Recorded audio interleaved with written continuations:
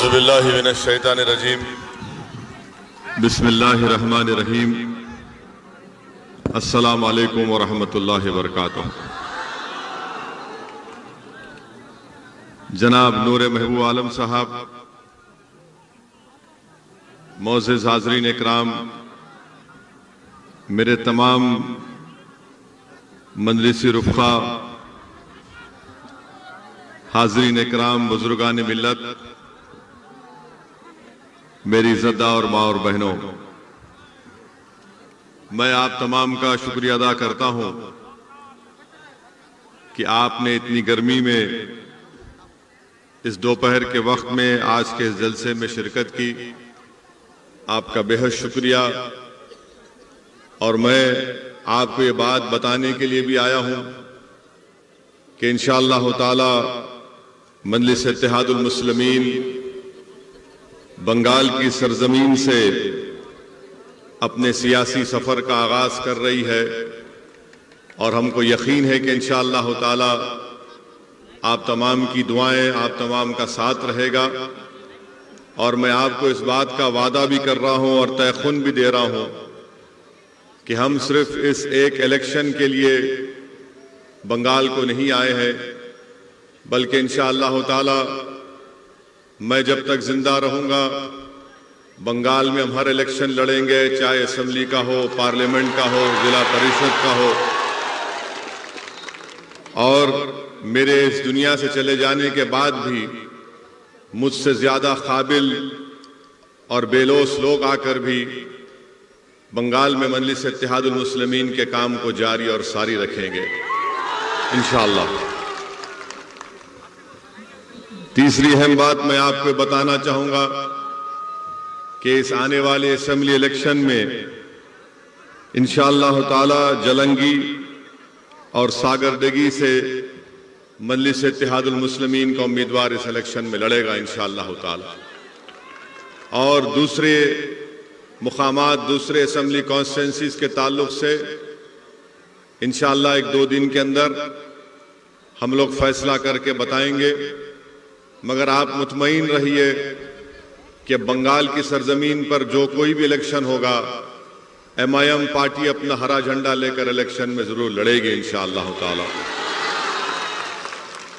मैं हमारे तमाम बंगाल के मेरे मजलिस इत्तेहादुल मुस्लिमीन के तमाम साथियों को, मेंबर्स को उनका शुक्रिया अदा करता हूं कि बड़ी मुसीबत और मुश्किलात का उनको सामना करना पड़ा।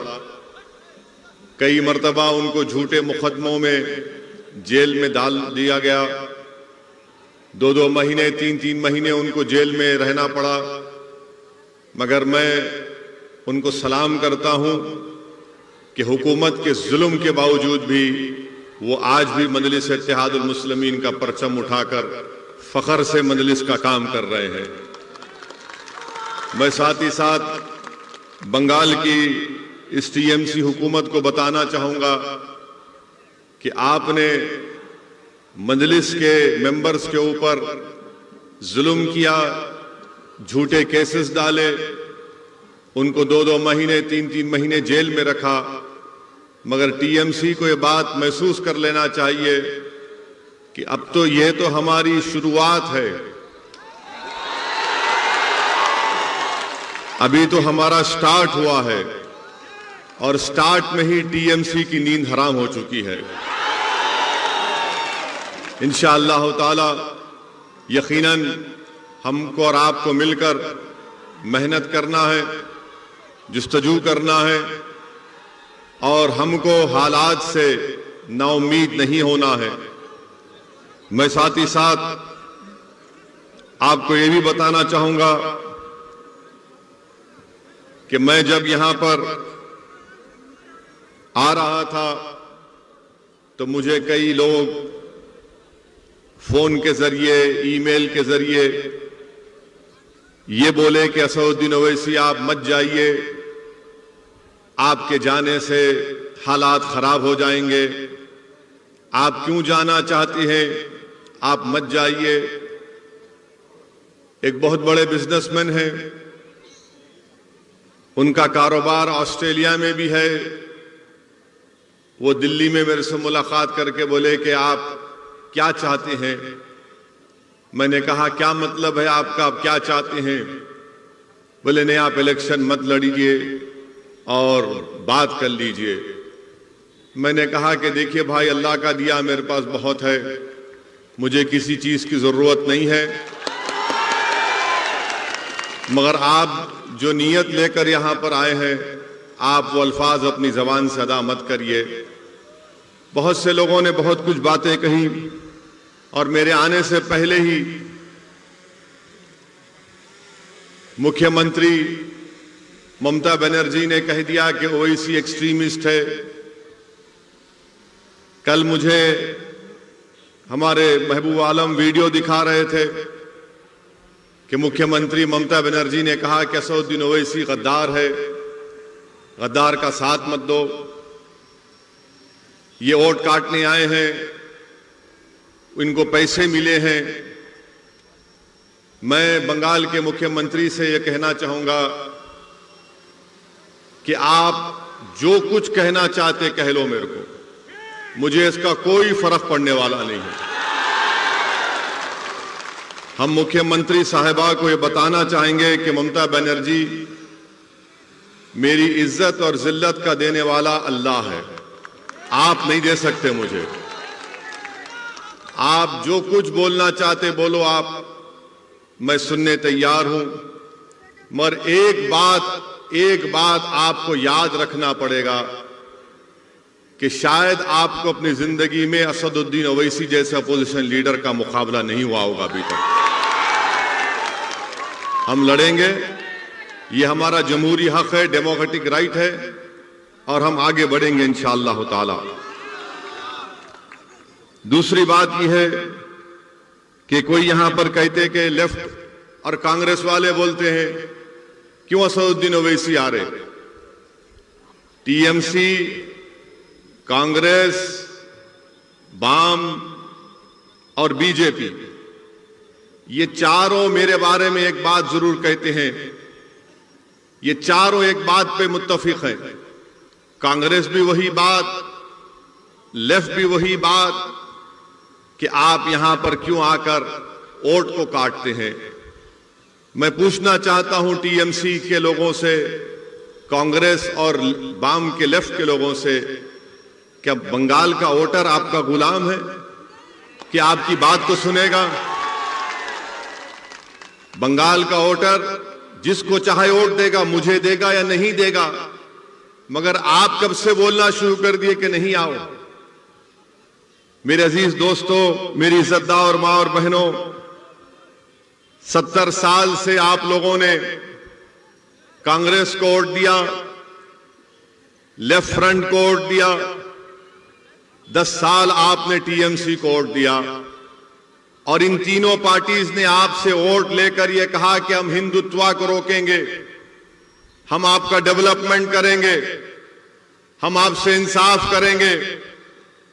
मगर मैं आपको बता रहा हूं कि बंगाल के दलितों को और खास तौर से मुस्लिम अक़लियत को ना इंसाफ मिला, ना उनका डेवलपमेंट हुआ, ना ये लोग बंगाल में हिंदुत्व की तहजीब को या उसके पॉलिटिकल गलबे को रोक सके। ये इनकी नाकामी की वजह से हिंदुत्व आज बंगाल में आगे बढ़ रहा है। 70 साल से धोखा दिया और आपका वोट हासिल किया। मेरे अजीज दोस्तों और बुजुर्गों, ममता बनर्जी क्या कहती हैं कि मैं मुसलमानों की प्रोटेक्टर हूं। ममता बनर्जी हर जगह कहती हैं, अब इस इलेक्शन में नहीं बोल रही हैं, मगर हम ममता बनर्जी को बताना चाह रहे हैं, आप जरूर बंगाल के मुख्यमंत्री हैं, मगर हमारा प्रोटेक्टर तो सिर्फ अल्लाह ही रहेगा। आपके प्रोटेक्शन की जरूरत नहीं है। आपका काम यह है कि बहैसियत मुख्यमंत्री आपने भारत के संविधान के ऊपर ओथ लिया है, और ओथ जब आप लेती हैं, चाहे आप हो या नरेंद्र मोदी हो, इनका काम यह है कि भारत की और बंगाल की जनता से इंसाफ करें, जो ना आप किया है और ना मोदी ने किया है। दोनों ने इंसाफ नहीं किया है। दोनों ने इंसाफ नहीं किया है। और चौथी बात यह कि ममता बनर्जी ने मेरे आने से पहले, माशाल्लाह मैं शुक्रिया अदा करता हूं मैडम चीफ मिनिस्टर का, कि दूल्हे के आने से पहले उन्होंने दूल्हे के बारे में बात करना शुरू कर दी। हर जगह टीवी चैनल पर जलसे में बहुत अच्छा है, आप बोलिए जरूर, क्योंकि मुझे मालूम है कि आपके दिमाग में असदुद्दीन ओवैसी आपको दर्द पहुंचा रहा है, इसलिए ममता बनर्जी बोल रही हैं। हम ममता बनर्जी से, टीएमसी से पूछना चाहते हैं, 10 साल से आपको सत्ता मिली बंगाल में, आपने अभी अपने पार्टी का इलेक्शन मैनिफेस्टो रिलीज किया। इलेक्शन मैनिफेस्टो में एक वर्ड नहीं है मुस्लिम, एक वर्ड नहीं है, और आप उसमें लिखते भी नहीं है कि आपने 10 साल में मुस्लिम माइनॉरिटीज के लिए क्या किया। आपने मुस्लिम माइनॉरिटीज के लिए कौन सा काम किया, बताइए ना, वो भी नहीं बताते आप। और फिर आप ये भी बोलते हैं कि मैं, ममता बनर्जी ये भी कहती हैं कि मैं माइनॉरिटी की मिनिस्टर भी हूं, वो पोस्ट मेरे पास है। तो बताइए ना आपने क्या किया, कुछ तो किया होगा ना आपने, तो बताइए आपने क्या किया। मेरे अजीज दोस्तों और बुजुर्गों, मेरी इज्जतदार मां और बहनों, 10 साल आपने टीएमसी को वोट दिया, उससे पहले 30-31 साल लेफ्ट को, उससे पहले कांग्रेस को आपने वोट दिया। मैं आज आपके सामने सिर्फ कम से कम वक्त में चंद बातें बताकर यहां से रुखसत हो जाऊंगा, क्योंकि अब तो जलसा पहला हुआ है, इंशाल्लाह बहुत होंगे, अब यहां से जलसे होंगे इंशाल्लाह ताला। मैडम चीफ मिनिस्टर कुछ नहीं बता सकती हैं। मैडम चीफ मिनिस्टर क्या दिखाती हैं? मुसलमानों के ईद के दिन आकर सर पे अपने पल्ले सर पे ओढ़ के ऐसा दुआ करते, और आप लोग क्या करते हो? उससे पेट भरता, उससे नौकरी मिलती, बच्चों को स्कूल मिलता, अस्पताल मिलता, पुलिस से जुल्म का खात्मा होता। मगर ये इनका ड्रामा, सर पे ओढ़ो, हाथ उठाओ, अल्लाह अकबर, ये नाटक है। ये नाटक कब तक चलता रहेगा? अच्छा, अब आप खुद, मैं आपको बता रहा हूं, मैं ममता बनर्जी से, चीफ मिनिस्टर बंगाल से, ये लेफ्ट फ्रंट के लोगों से, और कांग्रेस, ये लेफ्ट फ्रंट कांग्रेस तो इनका आखिरी इलेक्शन है, इसके बाद खत्म ही हो जाने वाले हैं, नहीं रहने वाले हैं। ये इनसे मैं पूछना चाह रहा हूं, बंगाल में आप ये बताइए कि क्या ये बात सच नहीं है कि बंगाल में 15% मुसलमान बच्चे जिनकी उम्र 6 साल और 14 साल की है, वो स्कूल के बाहर हैं। 6 और 14 साल की उम्र के बच्चे 15% स्कूल के बाहर हैं। क्यों नहीं डाले उनको स्कूल में? आप, मैं रोका था क्या आपको? ठीक है, मैं गद्दार हूं, चलिए मान लिया मैं गद्दार हूं, मैं सब कुछ हूं, मगर आप स्कूल में क्यों नहीं, स्कूल नहीं बनाए? ये गवर्नमेंट का डेटा है, मेरा नहीं है। 6 और 14 साल की उम्र के 15% मुस्लिम बच्चे स्कूल के बाहर हैं। आपको मालूम, यूपी और बिहार के बाद सबसे ज्यादा मुसलमान बच्चे आउट ऑफ स्कूल कहां पर है? बंगाल में। बंगाल में ये क्यों नहीं किया आपने? मैं रोका क्या आपको? आप स्कूल खोल देते। 30 साल लेफ्ट की हुकूमत, उससे पहले कांग्रेस की हुकूमत, 10 साल से टीएमसी की सरकार, किसने रोका था आपको स्कूल खोलने से? क्या यह बात सच नहीं है कि जितने सेकेंडरी और हायर स्कूल हैं वो मुर्शिदाबाद में, मालदा में, दिनाजपुर में नहीं है? क्यों नहीं है? क्योंकि यहां पर बड़ी तादाद में मुस्लिम माइनॉरिटी रहती है। कहां पर ये स्कूल ज्यादा है? दार्जिलिंग में है, बंकुरा में है। आप बताइए फिर ये क्यों, आप यहां क्यों नहीं खोलते? आप यहां पर खोलना चाहिए ना, जहां पर जरूरत है।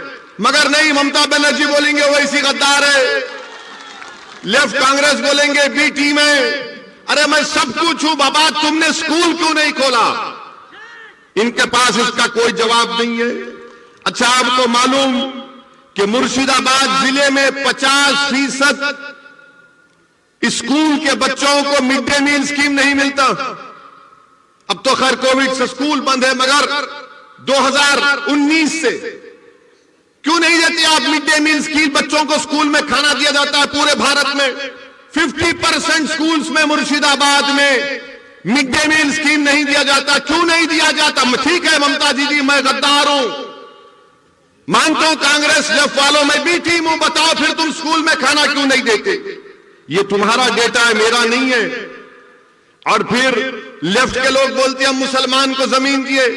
3/4 Muslims of Bengal have no land, जमीन नहीं दिए और आप झूठ बोलते हैं मेरे अजीज दोस्तों और बुजुर्गों। फिर उसके बाद आप देख लीजिए कि 6 सबसे बदतरीन डिस्ट्रिक्ट जो हैं हेल्थ के एतबार से, 3 के 3 तो 50% मुस्लिम माइनॉरिटी के डिस्ट्रिक्ट हैं। आप क्यों नहीं खोले अस्पताल? वहां पर खोलना था ना, मैं रोका आपको। ठीक है, मैं गद्दार हूं, बी टीम हूं, मैं उनसे पैसे लिया, उनसे जो भी होगा अलग बात है, मगर ये काम आप क्यों नहीं करे? इनको इसी बात का हम सब सवाल करते हैं तो इनको तकलीफ हो जाती है। और मैं मुर्शिदाबाद की हमारी मां और बहनों को बताना चाह रहा हूं, मुर्शिदाबाद जिले के मां और बहनों को बताना चाह रहा हूं, जो 50% हमारी मां और बहनें बीड़ी बनाती ना। अब आप मेरी बात सुन लो। क्या आपने टीएमसी और कांग्रेस लेफ्ट के किसी एक लीडर से सुना कि नरेंद्र मोदी की सरकार एक नया रूल बना रही टोबैको के ऊपर, तंबाकू के ऊपर, उससे लाखों बीड़ी बनाने वालों की नौकरियां चले जाएंगी? मैं 1 महीना पहले नरेंद्र मोदी की हुकूमत को, गवर्नमेंट को लेटर लिखा कि कोप्टा में अमेंडमेंट्स मत लाइए। भारत में 85 लाख बीड़ी बनाने वाली और उसमें 70% महिलाएं। अगर वो कोप्टा का अमेंडमेंट आएगा तो लाखों नौकरियां चले जाएंगी बीड़ियों की। इस पर कोई टीएमसी क्यों नहीं बोलती? क्यों नहीं बोलती ममता बनर्जी मोदी को कि ये बोलो इस बारे में? ना कांग्रेस बोलती है, ना लेफ्ट बोलती है। बीड़ी का काम बनाती हमारी मां और बहनें यहां पर। फिर आप वो भी देख लीजिए। अच्छा, मैं गद्दार हूं, ममता बनर्जी बोलती मैं गद्दार हूं,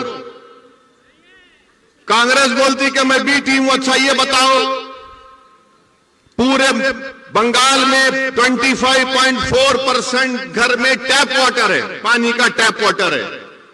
मुसलमान को खाली 15% क्यों है? गद्दारों को पानी नहीं पिलाते ममता बनर्जी? आप बी टीम को पानी नहीं पिलाते क्या आप? 15% मुस्लिम के पास। अच्छा, ड्रेनेज लाइन पूरे बंगाल में 31.6% घर में ड्रेनेज लाइन है। कितने मुस्लिम माइनॉरिटी के पास है? 15.2%। क्या यह ठीक है? मुझे गाली दो, आप दिल भर के गाली दो, शायद आपका दिल मुतमईन होता होगा, रात में अच्छी नींद आती होगी, मगर ये सवाल का जवाब दो ना। इस सवाल का जवाब कौन देगा? मुर्शिदाबाद में आपको मालूम कि सबसे जहरीला पानी यहां पर मिलता है। मुर्शिदाबाद में आर्सेनिक पानी मिलता है। आर्सेनिक पानी, लाल रंग का पानी मिलता है और उसमें पानी का क्या है? 3000 पार्ट्स पर बिलियन है। WHO बोलता है कि 300 लिमिट होना चाहिए। मुर्शिदाबाद में 3000 पार्ट्स पर बिलियन आर्सेनिक पानी मिलता है। क्या कर रही टीएमसी? क्या किया लेफ्ट ने? क्या किया कांग्रेस ने? जो मुर्शिदाबाद मालदा में बरसों से तुम्हारा एमपी, तुम्हारा एमएलए जीत के आ रहा, तुम तो साफ पानी नहीं पिला सकते, आर्सेनिक पानी आप देते हैं मेरे अजीज दोस्तों और बुजुर्गों। फिर वहीं पर आप देखिए मगरबी बंगाल में हायर एजुकेशन का सर्वे हुआ गवर्नमेंट ऑफ इंडिया का। कितने मुस्लिम माइनॉरिटी के बच्चे हायर एजुकेशन में पढ़ रहे मालूम आपको? बंगाल में मुसलमानों का पॉपुलेशन क्या है? 2011 का सेंसस कहता है 27-28%। हायर एजुकेशन में बंगाल के कॉलेजों में खाली 7.8 बच्चे पढ़ रहे हैं। 7.8। कितने टीचर है कलकत्ता यूनिवर्सिटी में, जादवपुर प्रेसिडेंसी में मुस्लिम टीचर 3.6 है। ममता जी, मैं गद्दार हूं ना? आप मुझे सलाह देना था, ये बच्चों को नौकरी क्यों नहीं देते आप? और फिर आपको जानकर हैरत होगी, 11% हायर एजुकेशन में मुस्लिम्स हैं और 7.8% टीचर्स हैं। 27% 2011 का पॉपुलेशन मुस्लिम पॉपुलेशन है। आपको मालूम बंगाल में मुस्लिम एम्प्लॉयमेंट कितना है? कितनी नौकरियां गवर्नमेंट में आपको मालूम? 27% पॉपुलेशन है मुस्लिम माइनॉरिटी का, और गवर्नमेंट में ममता बनर्जी हो या कांग्रेस हो, लेफ्ट हो, ओनली 6% मुस्लिम्स आज एम्प्लॉयमेंट में गवर्नमेंट में। 27% पॉपुलेशन, 6% नौकरी। और तीसरा आ जाइए आप, कितने जेल में है मुसलमान मालूम आपको? कितने जेल में है मुसलमान आपको मालूम? अभी बंगाल के कितने जेल में मालूम तुमको? तुम्हारी आबादी मुस्लिम अकलियत की आबादी 27%, गवर्नमेंट में नौकरी 6%, जेल में कितने मालूम? 38%।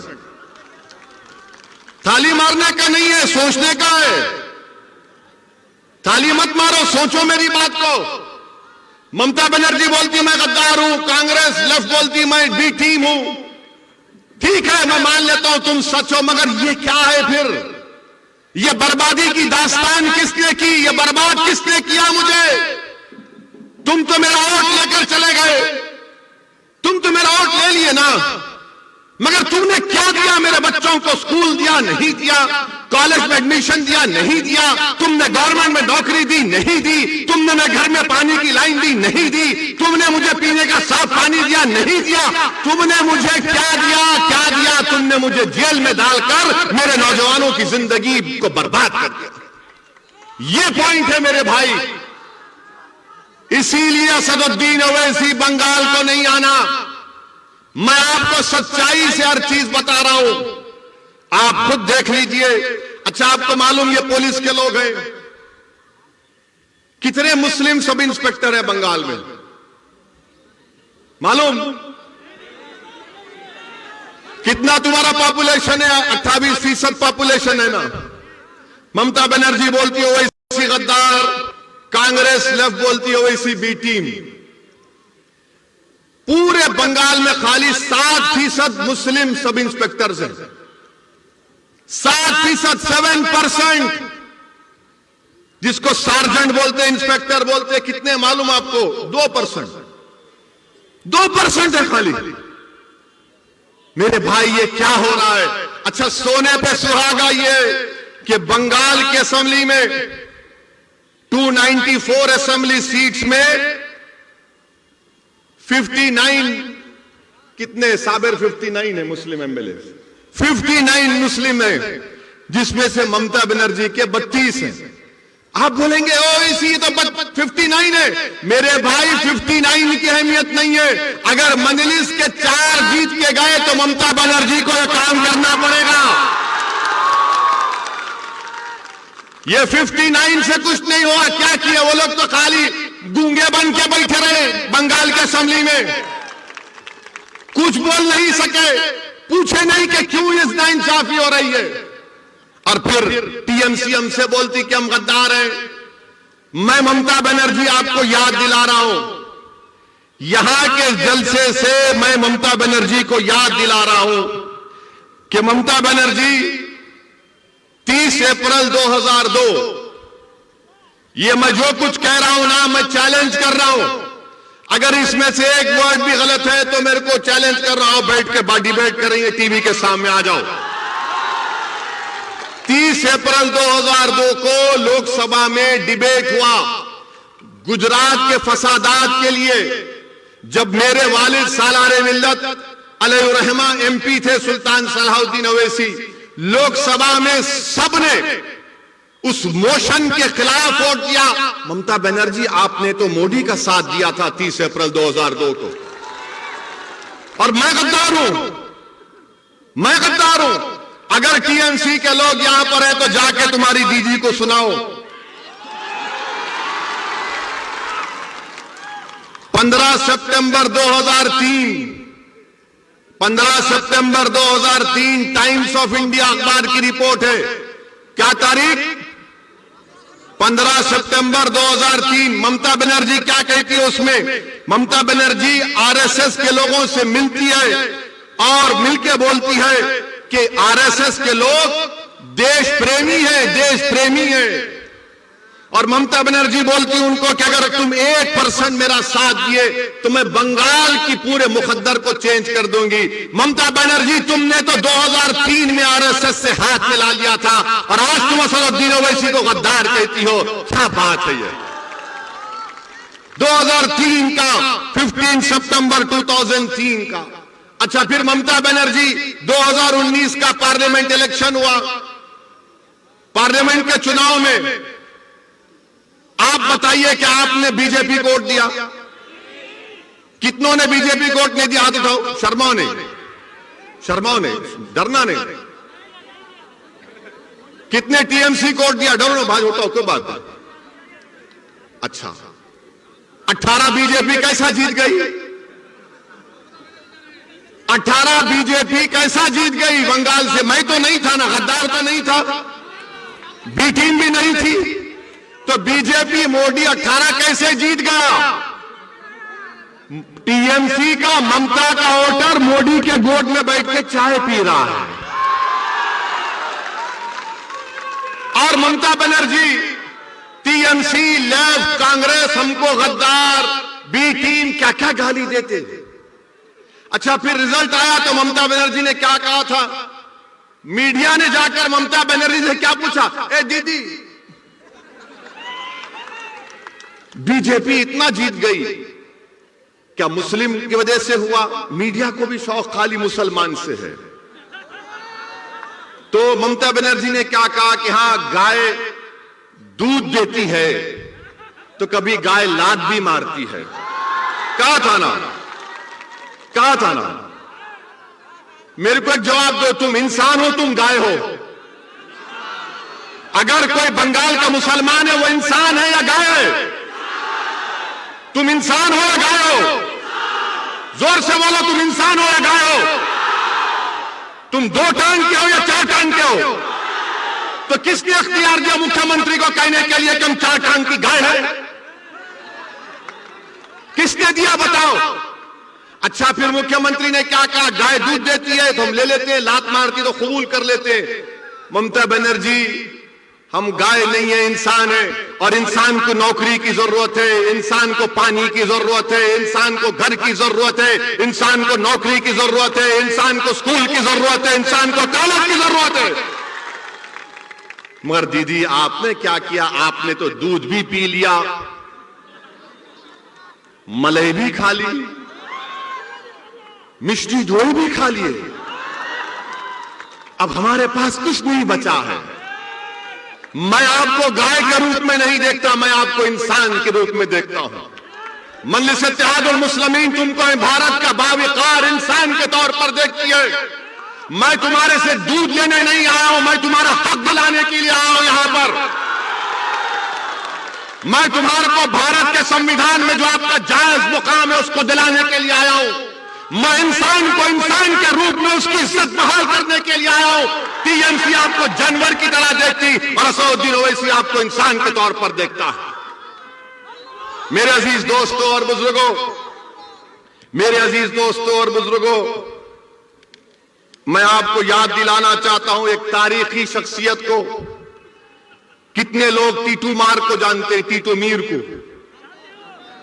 मीर को जानते हैं? कौन था टीटू मीर? कौन था टीटू मीर? टीटू मीर हाफिज कुरान थे। टीटू मीर हाफिज कुरान थे, हज करने गए। जब वापिस आए टीटू मीर, तो जमींदारों ने मुसलमानों पर टैक्स लगा दिया कि जो दाढ़ी छोड़ेगा उस पर टैक्स। तो एक इलाका है नरकल बिराई बोलते ना, नारकल बेराई में टीटू मीर थे। तो टीटू मीर ने कहा कि हम जमींदारों को दाढ़ी छोड़ने पर टैक्स नहीं देंगे। तो टीटू मीर ने एक किला बनाया जिसको बंसर कला बोलते हैं, बंसर कल्ला बोलते हैं। टीटू मीर ने बनाया और टीटू मीर ने उन जमींदारों और अंग्रेजों के खिलाफ जिहाद किया था ना। आज असदुद्दीन ओवैसी आपको बोलने आया है कि आपको ना जिहाद करने की जरूरत है, ना हथियार उठाने की जरूरत है, आपको सिर्फ भारत के संविधान को समझकर अपने हक के लिए लड़ने की जरूरत है। उस जमाने में जमींदार थे और अंग्रेज थे, वो तो जमींदार अंग्रेज चले गए, अब नए जमींदार आ गए। एक जमींदार टीएमसी, एक जमींदार मोदी, एक जमींदार कांग्रेस, एक जमींदार लेफ्ट। ये जमींदार बन चुके हैं और हम पर टैक्स लगा रहे हैं। मेरे अजीज दोस्तों और बुजुर्गों, बताइए आप, अगर आप नहीं लड़ेंगे अपने हक के लिए तो क्या कोई आसमान से आएगा या जमीन से निकलेगा? आपको अपने हक के लिए लड़ना है। मैं बुजुर्गों से अपील कर रहा हूं, आपको अपने बच्चों के रोशन मुस्तकबिल के लिए लड़ना है। आपको उनके लिए उनका हक संवारना है। यह कांग्रेस पार्टी क्या है बताइए, बताता हूं आपको।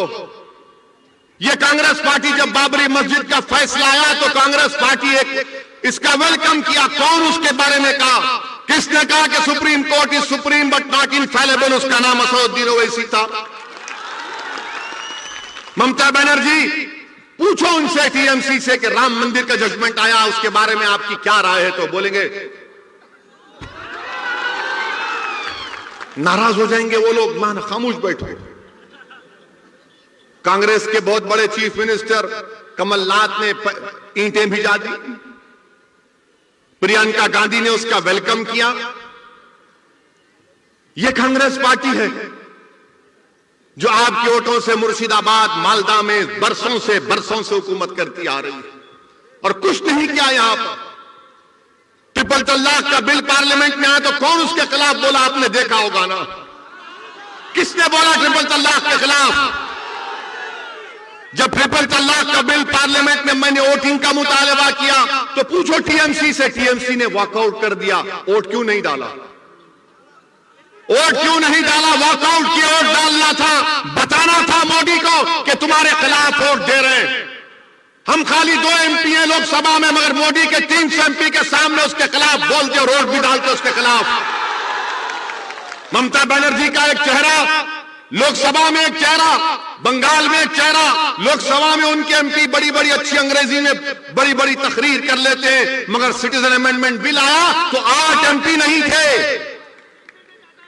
8 एमपी नहीं थे। किसने सारी दुनिया के सामने बता दिया कि CAA का कानून भारत के संविधान के खिलाफ है? और मैंने सारी दुनिया के सामने मोदी के और उसके 300 एमपी के सामने उस कानून को फाड़ कर बता दिया काला कानून है। क्या कांग्रेस ने किया? क्या टीएमसी ने किया? लेफ्ट तो कहीं है ही नहीं बेचारे। ये कांग्रेस और लेफ्ट तो वो मेडिकल शॉप में जब जाते हैं दवा लेने के लिए तो दवा के नीचे ऊपर लिखा होता कि कब बनी, date of manufacture, date of expiry. ये कांग्रेस लेफ्ट का डेट ऑफ एक्सपायरी हो चुका है। इनसे अब कुछ नहीं होगा, इनसे कुछ नहीं होगा अब कांग्रेस और लेफ्ट फ्रंट से। ये लेफ्ट के लोग बर्बाद कर दिए पूरे बंगाल के मुस्लिम अकलियतों को। अगर आज बंगाल में मुसलमान परेशान हैं तो लेफ्ट की वजह से इन्होंने बर्बाद कर दिया हर चीज। कुछ नहीं किया, कुछ नहीं किया। सिर्फ कार्ल मार्क्स, लेनिन क्या क्या बातें की।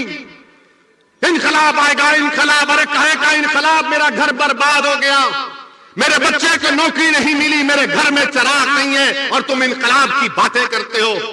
कितना धोखा दिया तुमने 30 साल में।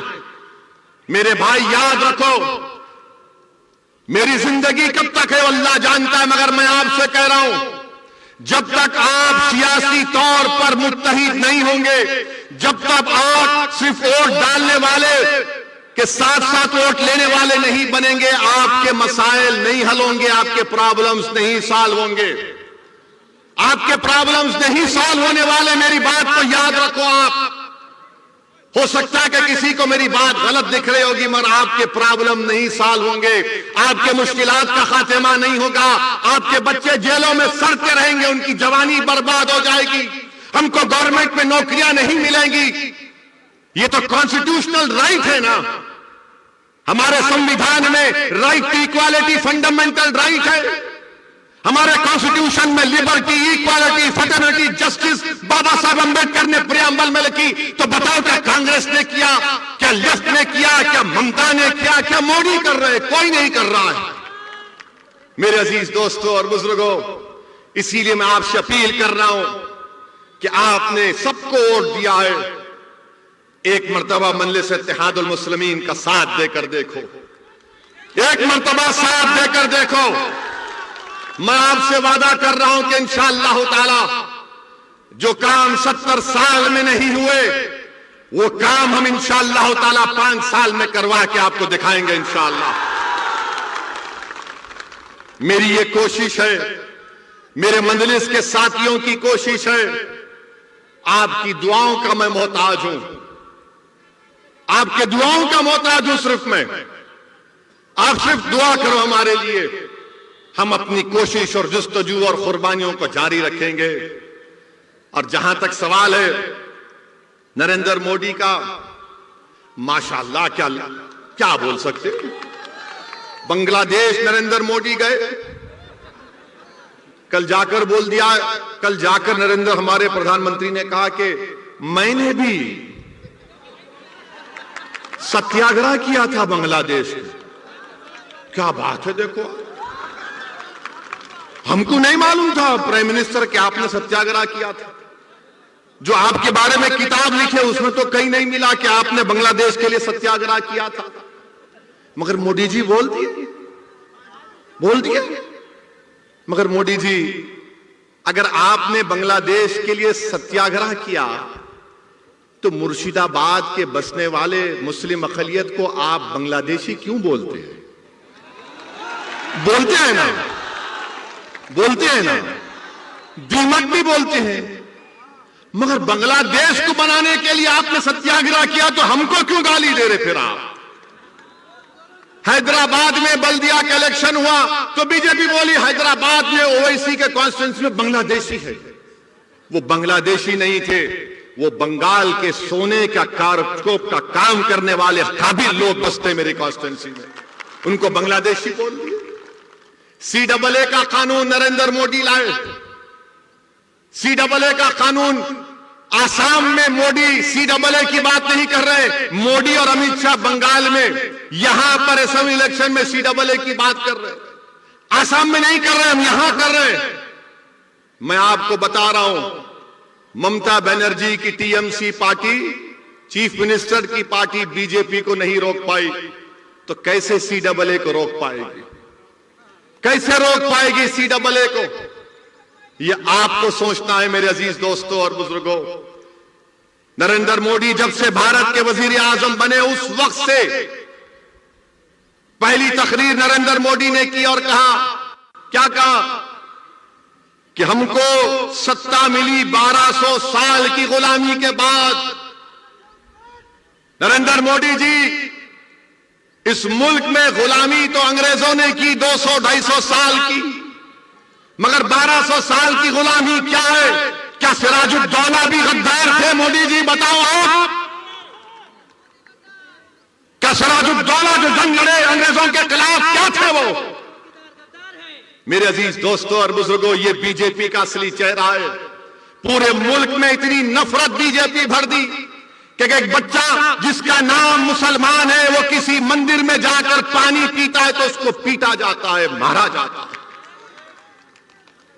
बताइए आप, अगर कोई गोश्त रखता है तो उसको मार दिया जाता है, नफरत फैला दी। कोई अगर मुसलमान है तो उसको कहा जाता है जिहादी है, कोई ट्राइबल है तो नक्सल कहा जाता है, कोई सेकुलर थिंकर है तो उसको एंटी नेशनल कहा जाता है। मेरे अजीज दोस्तों और बुजुर्गों, ये रात लंबी होने वाली है, मैं बार बार कह रहा हूं, ये रात बड़ी लंबी होने वाली है, याद रखो। अगर तुम इन तमाम सियासी पार्टियों पर भरोसा करोगे तो याद रखो नुकसान उठाओगे, नुकसान उठाओगे। मैं डराने के लिए नहीं कह रहा हूं। फिरका परस्ती इतनी बढ़ चुकी है, कितनी फिरका परस्ती बढ़ गई कि ममता बनर्जी इस इलेक्शन में आकर कहती है कि मैं हिंदू ब्राह्मण हूं।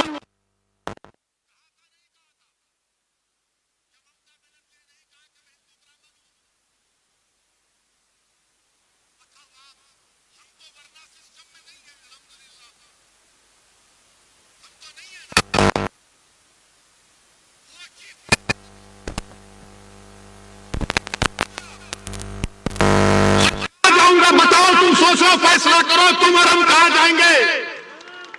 जब बंगाल की मुख्यमंत्री कह रही है कि मैं हिंदू ब्राह्मण हूं, तो बताओ हम कहां जाएंगे फिर। क्या ये डाइवर्सिटी है, ये प्लूरलिज्म है, ये सेकुलरिज्म है, ये लिबर्टी है, ये इक्वालिटी है, जस्टिस है कि एक मुख्यमंत्री कह रहे हैं कि मैं हिंदू ब्राह्मण हूं, तो फिर यहां पर हम कहां जाएंगे बताओ। नरेंद्र मोदी कहते हैं कि मैं हिंदू नेशनलिस्ट हूं, तो बताओ फिर हम कहां जाएंगे। बोलो कहां जाएंगे हम। रहेंगे यही इंशाअल्लाह ताला, इज्जत के साथ रहेंगे, अपनी सियासी क़यादत को बनाएंगे, अपने वोट से अपने नुमाइंदों को कामयाब करेंगे, बंगाल में एक इनकलाब बर्पा करेंगे, बंगाल में तारीख लिखेंगे इंशाअल्लाह ताला। और बंगाल की मुख्यमंत्री ने यह कह दिया, चंदी पाठ पढ़ा उन्होंने, पढ़ा ना, चंदी पाठ पढ़ा, तो दिल्ली का चीफ मिनिस्टर बोला कि मैं हनुमान भक्त हूं। राहुल गांधी, प्रियंका गांधी भी अपने आप को भक्त दिखाने के लिए मंदिर मंदिर जाते हैं, उसमें कोई एतराज नहीं है। मगर सवाल यह पैदा होता है, क्या यह सेकुलरिज्म है। हर कोई अपने आप को सबसे बड़ा हिंदू कौन है दिखा रहा है, क्योंकि मोदी से मुकाबला करना है ना। अरे मोदी से मुकाबला करना है तो अंबेडकर के संविधान से करो, मोदी हार जाएगा। मोदी से मुकाबला करना है तो आइडियोलॉजी पर करो, वो आइडियोलॉजी जो हमारे मुजाहिदीन आजादी ने इस्तेमाल किया था। मेरे अजीज दोस्तों और बुजुर्गों, मैं चंदी पाठ पढ़ने के हरगिज खिलाफ था, ना हूं, ना कभी रहूंगा। अगर कोई हनुमान चालीसा पढ़ता है तो मुझे कोई इतराज नहीं है, उनका फेथ है। मगर एक आप चीफ मिनिस्टर रहकर इस तरह की बात करते हैं, तो दीदी आज के इस जलसे से आपको एक मैसेज दे रहा हूं। मैं इन तमाम लोगों से आपसे अपील कर रहा हूं कि जब ममता बनर्जी चंडी पाठ पढ़ सकती है, तो हम इंशाअल्लाह ताला इस जलसे को खत्म करेंगे सूरे फातिहा पढ़ के। पढ़ेंगे मेरे साथ, पूरे पढ़ेंगे, पूरे पढ़ेंगे, पढ़ेंगे ना। चलिए, बिस्मिल्लाहिर्रहमानिर्रहीम, अल्हम्दुलिल्लाहि रब्बिल आलमीन, अर्रहमानिर्रहीम, मालिक यौमिद्दीन, इय्याका नाबुदु व इय्याका नस्तईन, इहदिनस सिरातल मुस्तकीम, सिरातल लज़ीना अनअमता अलैहिम गैरिल मग़दूबि अलैहिम वलद्दाल्लीन। दीदी आप चंडी पाठ पढ़ो, मैं सूरे फातिहा पढ़ता हूं। यह भारत का सेकुलरिज्म है, यह भारत का सेकुलरिज्म है।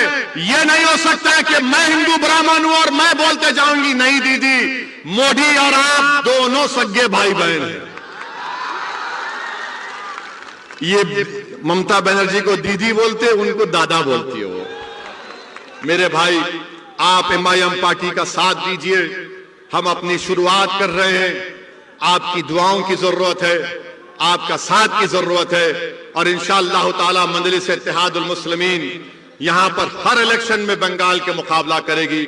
अस्सलाम वालेकुम व रहमतुल्लाहि व बरकातुहू। हमारे साबिर साहब इंशाअल्लाह ताला, पूरा नाम साबिर गफ्फार साहब आज से इंशाअल्लाह ताला मजलिस इत्तेहादुल मुस्लिमीन में शामिल हो रहे हैं।